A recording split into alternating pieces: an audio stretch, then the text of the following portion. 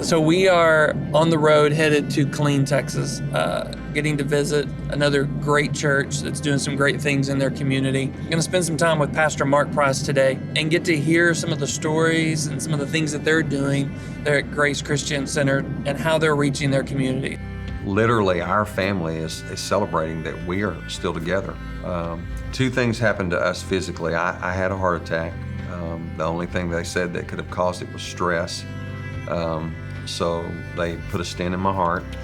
And then just a few months ago, Teresa had just, I don't know what you call it, an episode or something, to where she was just completely out of it. We're looking at her going, God, am I going to bury my wife? I don't know what's going on. It's just a real, everything's going on around you, but you're just kind of focused in and everything's just kind of dark.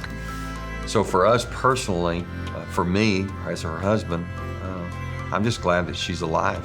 I'm glad to be alive, that we can celebrate more anniversaries. I want to see my kids get married. I want to see my grandkids, all of that kind of stuff.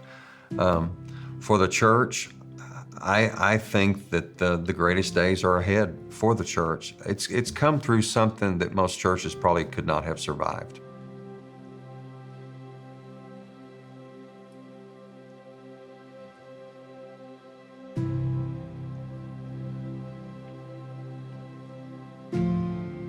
We had served Pastor Terry and Jan from January of 2001 to July of 2003. So 2.5 years I was the worship pastor.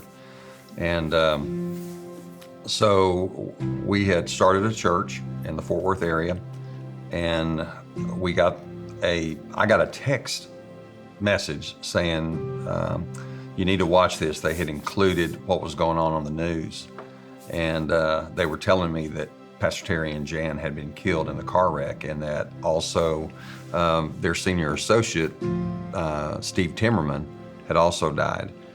And so top 3 people in the church were gone. So this was October of 2013.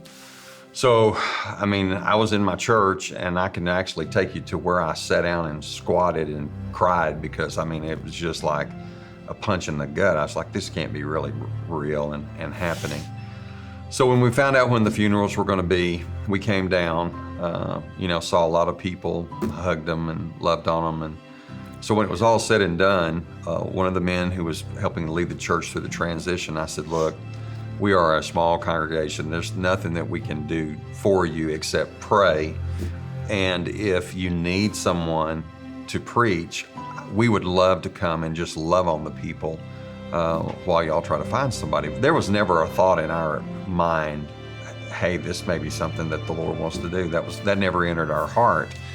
And so one day I got a phone call, and he said, can you come minister on this particular Sunday? And I said, yeah, sure, I'm sure I can. That was in November, and I was very jovial when I opened up the service. I was like, good morning, Grace Christian Center, like good morning, Vietnam.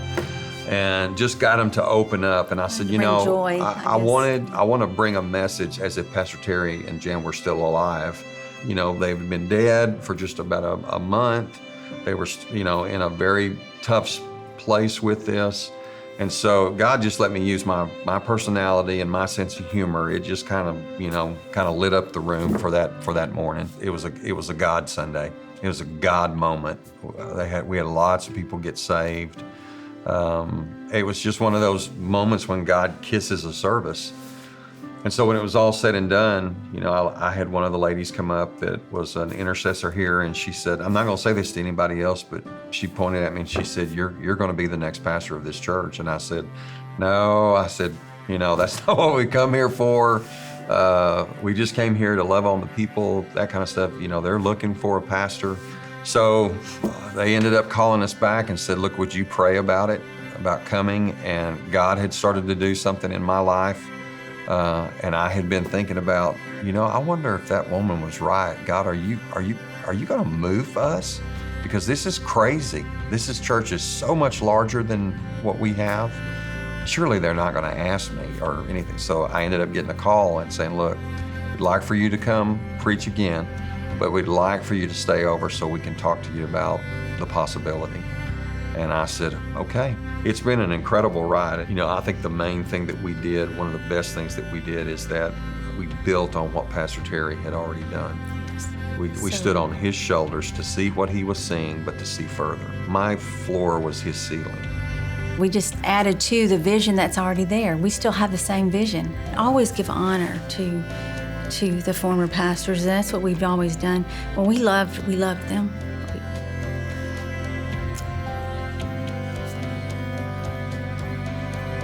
So we've been here now 5 years, and there has been quite a bit of change because in the beginning we had so much growth, we had to do some changing. And but we've just had milestone after milestone after milestone of things, not just attendance, but just God things that have happened. Well, the last couple of years, I've gotten more into the community, the whole church. They are understanding more of what it means to get outside of the four walls. You know, we've talked about it, but now we've encouraged them, nudged them to get out of the nest. You go, you're supposed to make a difference. It's not just us, but we as a body, you know, we're one body, but made up of many parts, but you have a part to play. And I think that's where we can really celebrate that the church is really beginning to see that I can't stay in my four walls. I've got to get out and be the church, be salt and light. So walking away from that conversation with Pastor Mark, Pastor Teresa, encouraged, because I think the takeaway with their story, hearing the different ups and downs of what they've gone through and how God's remained faithful through, it's just a good reminder that in life, in family, in business, in the church, things don't always go according to plan. There's unexpected. There's things we didn't plan for. There's things we didn't anticipate. And I think the reminder and the encouragement that I'm walking away from their story is that God's faithful through it all.